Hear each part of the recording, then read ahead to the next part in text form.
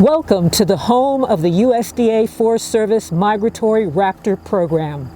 I'm Joe Santiago, caretaker of and interpreter for 6 permanently injured, non-releasable raptors that serve as our migratory bird outreach education team. While these birds live with me 24/7, they are not my pets. They are family.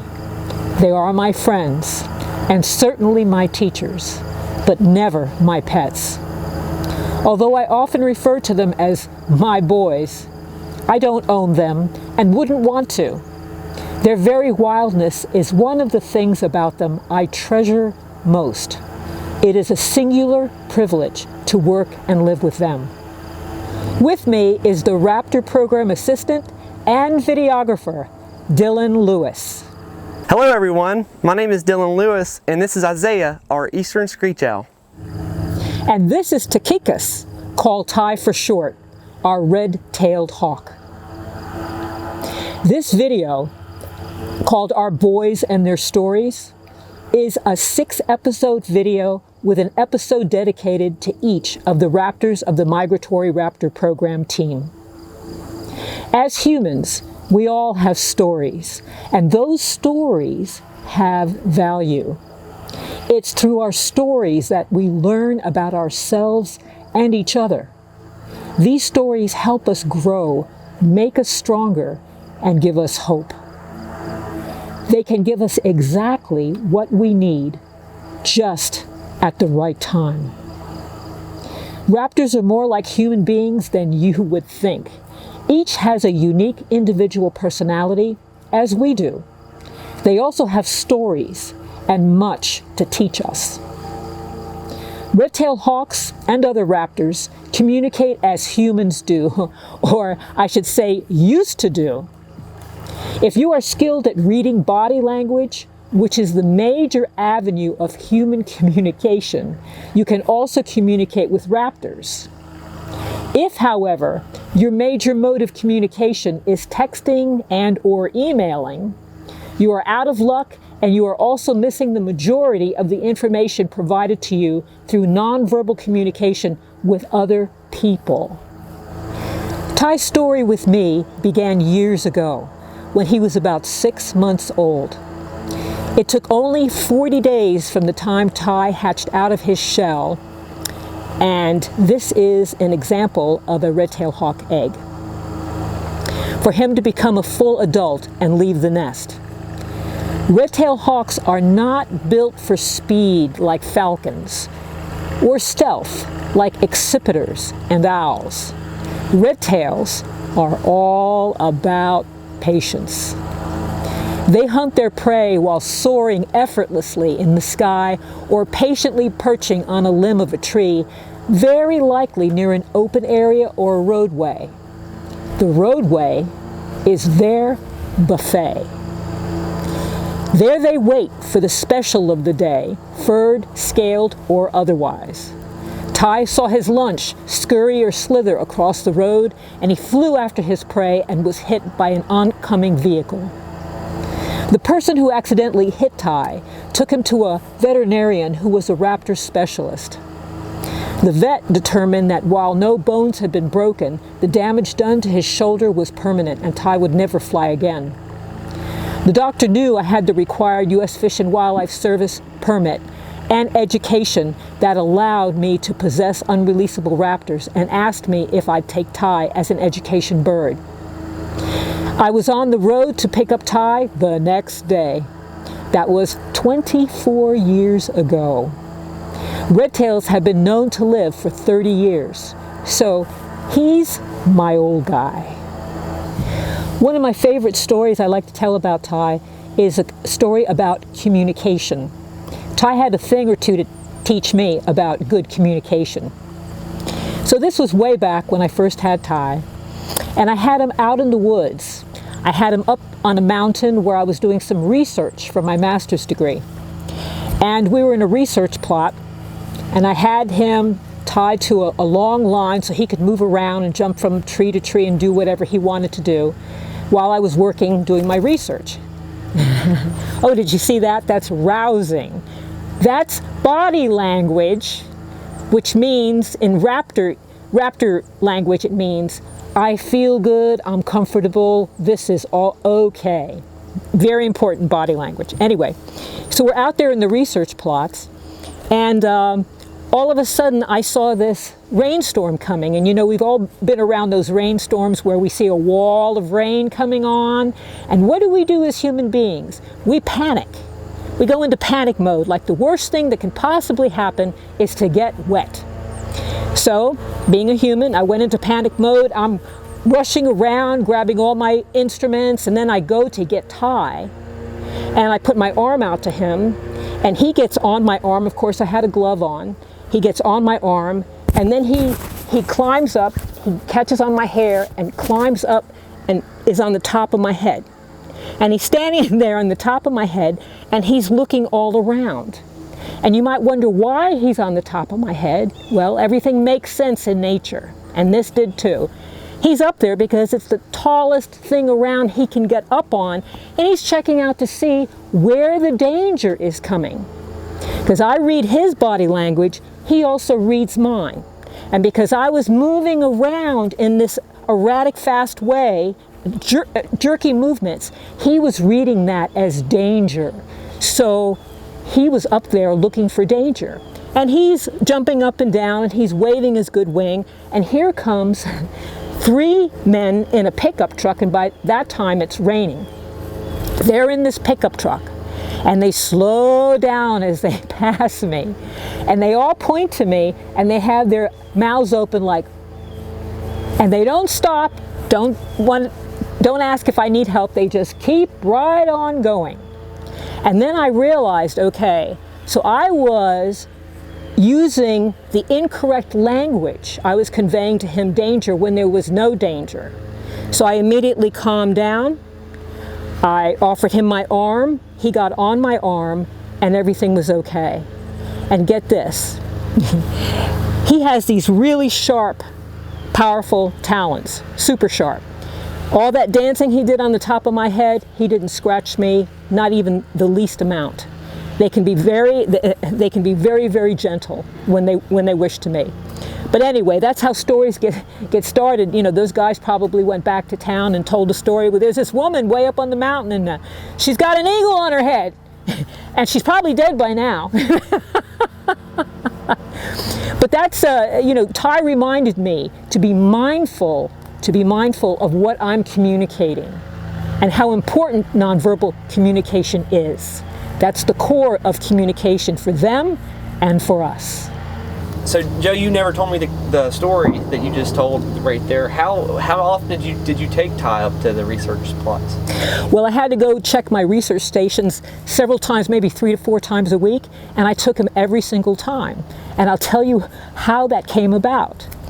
I had some friends who were law enforcement officers with the Forest Service who were concerned that I was working up in the forest alone. And they said, you know, Joe, aren't you concerned about your safety? Maybe you should get a dog and take a dog with you. And I said, what? I don't need a dog. I've got a red-tailed hawk. And he can see what a dog can't see, and he can hear what a dog can't hear, and he's not going to bark and give my position away. So I started taking him with me every day. And again, I watched him to see if there was danger, because his body language would tell me when everything was okay, or if there was danger in the area. When there's danger, the first thing they do, the first line of defense for them, is to freeze, to become totally immobile. That way they disappear so their enemy does not see them. So I would just keep glancing up and watching his body language for signs of danger. And as long as he was relaxed and just looking around, I knew I was okay. I knew I was okay. Yeah. Is that the only time that you, Ty, ever got up on your head like that? That's the first time, that's the first and only time he got up on my head. But there was a time when he did freeze. I looked up from the research I was doing with salamanders, and he did freeze. And so I looked, and here comes a mother bear, a mama bear, with 3 cubs. And she was coming pretty close to me. And so I did what he did. I froze. seemed like a good idea at the time. And you know, she never did catch wind of me. She just passed by. She was no more, I'd say, than 80 feet from me. She just passed right by. I just stayed still like he was staying still. She went by with her 3 cubs and everything was okay. Yeah. Has he ever gotten away from you? Has he ever gotten away? No, I put him on 50 feet of line, like a line like this. It's like a bungee cord, you know, so he could jump from limb to limb and do what he wanted to do. But he's so good at camouflage. They are so good at camouflage and blending into their environment that even though I knew he was there, I put him out there. To see him, I had to look at the black and white line starting from the center of my research plot, and I had to follow it to see where it was to pick him out. Yeah. That's how well he blended in. Wow. Yeah. So has Ty ever gotten away from you? Yeah. Yes, he did. He did one time. One time. It was a very embarrassing story, but it's a good story, so I'll tell it. So this is early on when I had Ty, and I had him at Beverly Elementary School. And we were giving programs there, and it was getting to be lunchtime, and so the kids all went to the lunchroom, and I thought I'd take Ty out to the soccer field just so that he can have a little R&R out there. So I take him out to the soccer field, and I put him on the ground. Well, as I said, this was early on in our relationship together. I don't know what I was thinking, because a red-tailed hawk does not want to be on the ground in the middle of a soccer field where he's vulnerable. So what does Ty do? You know, Ty can't fly, but he can jump really far and really high. He can climb very well, and he can run fast. And I found that out that day because he took off running for the tree line, and I had to run after him. And thankfully there was no one there to watch this whole thing unfolding. So Ty's running, I'm running after him, and I caught him right before he got to the tree line. And had I not caught him before he got there, he could easily climb the tallest, get to the top of the tallest tree by jumping. As I said, he can jump far, 7 feet on a horizontal, 39 inches on a vertical, or he used to when he was younger. He can climb with his talons, so he can easily jump from limb to limb to limb and get to the top of the tallest tree. Yeah. So, yes. Only one time? Only one time. He taught me. He taught me not to do that, yes. I'm a good student. Well, one of my favorite Ty stories is what I call the stand your ground stories. Ty, like the rest of my boys, he doesn't live in a cage. None of them do. I actually built a custom facility for them. Each one has their own enclosure that's custom made for them, where they can go inside if they want to, and they can go outside as they want to. Anyway, so Ty has had a pretty full life here, and he's had girlfriends before, and he's called them in the springtime. All my boys are in mating mode in the spring, and they call, and sometimes they call in girlfriends, and Ty has been successful with that several years in a row. And this one particular year when Ty was 19, he's calling, and here's this red tail that shows up, and it's circling my house. And it's really close. And I saw it, but I wasn't concerned because Ty had had girlfriends before. So I just figured, okay, he's just called in another girlfriend. Well, that went on for several days.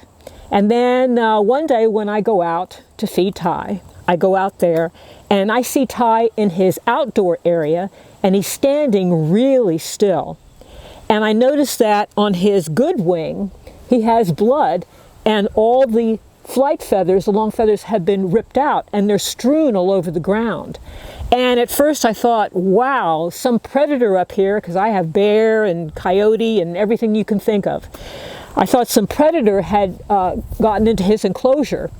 And so I was looking all around for where it had been breached, and I couldn't find anything wrong. And then I put it together. I put the story together from all the evidence I could see. What had happened is that red-tailed hawk that had come around was not a female. It was a male. It was a young male of the year. And raptors are territorial birds. They protect their territory.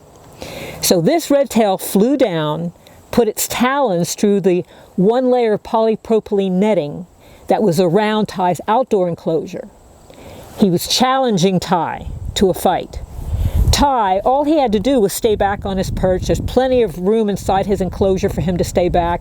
All he had to do was just stay back and he was fine. But you know what? Even though he can't fly, that doesn't stop Ty from being what he was made to be. A critter with attitude. And so what Ty did, he met that challenge head on. He went up to that bird and he fought that other redtail through the polypropylene netting, and they stabbed each other numerous times with these big, sharp, powerful talons. Please don't do anything you see me do. So they fought, and then that other bird left, and before it left, it grabbed onto Ty's wing, and they have a powerful grip, and it ripped out all of Ty's flight feathers, and that's what happened. That's why they got strewn all over the ground. So Ty was there standing really still, and I called the veterinarian, Dr. Jesse Fallon, up at the Cheat Lake Animal Hospital right away, and I said, Jesse, Ty's been in a fight with a young redtail. And I explained the situation, and he said, can Ty drink and can he eat? And I said, yes, he can. And he said, well, then no major organs have been hit, and I'll give you a painkiller, and I'll give you some antibiotics so he won't get infected, and in a few days he should be okay. And he was. And I love this story because it says so strongly, you know, I mean, here's this old guy, okay? He's 19. Most redtails do not live to be 19 in the wild. So here's Ty, he takes on a young redtail hawk, and Ty won. And how I know he won is because when these birds have an altercation, the loser leaves and never comes back. I never saw that redtail again. And I just hope that Ty hadn't inflicted mortal wounds on it. I looked around for it but couldn't find it. So I love that story because, you know, here he is, this old guy, and he wins the fight. He wasn't backing down. He was holding his ground, no matter what. Gotta love it. Okay, Joe, I have a question for you. Sure. So why does it look like Ty only has one wing? Well, that's a good question, and I often get asked that. Actually, he has both of his wings. What happened when I went to get him after his wing, his bad wing, was paralyzed? When I went to pick him up 24 years ago, his bad wing looked exactly like his good wing. You couldn't tell the difference between the two, that there was any problem at all. His whole wing is there. It's just that over a period of time, the same thing happened to his wing as would happen to my arm if my arm was paralyzed and I didn't go to a muscle therapist to keep my muscles strong and pliant. Over a period of time, a long period of time, my muscles would atrophy. And as they did that, they would actually shorten. They would shrink, and as they shrunk, they would draw my arm up like this. And that's essentially what happened to Ty. And even though he can't fly, he still uses that wing for balance. And that's how he's able to jump 7 feet on a horizontal and 39 inches on a straight vertical. Yeah. The main focus of the Migratory Raptor program is to promote the conservation of migratory species and their habitats. Our Migratory Raptor team are excellent ambassadors to really impress upon people the need for them to have suitable habitat, healthy habitat in both their homes. Because migratory birds have more than one home. So they need suitable habitat here, and they need suitable habitat where they're going, Central South America. They also need suitable habitat to make the trip twice a year, the migratory trip twice a year. Just like, think about it, you're taking a long vacation and there's nowhere for you to stop to use the restroom or get something to eat. What's going to happen? So you have to think about it like that. You know, our needs, just think about what your needs are. They have the same needs.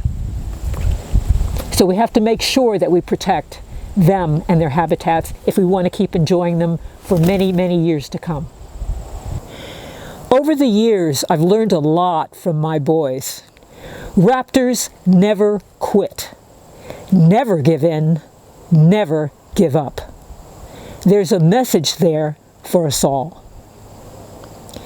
Be sure to stay tuned for episode 2 of the Migratory Raptor program, Our Boys and Their Stories. Until next time, take good care.